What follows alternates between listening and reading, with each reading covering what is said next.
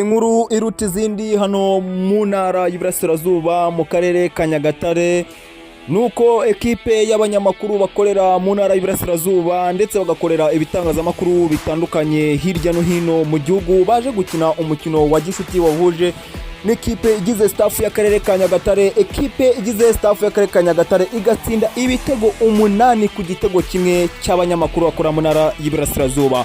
Si icyo gikorwa nyamukuru cyari cyabazanye, ahubwo nuko baje gukora igikorwa cyakoze benshi ku mutima, igikorwa cy'urukundo, ndetse bagaragaza ko bafite umutima wa kimuntu. Baremera abaturage barenga 86 mituweli zo kwivurizaho umwaka wose. Ni igikorwa cyishimiwe cyane n'abayobozi bo mu karere ka Nyagatare, ndetse ni n'igikorwa cyishimiwe cyane n'abaturage bari baje kwihera ijisho umukino wahuje staff y'akarere ka Nyagatare ndetse n'abanyamakuru.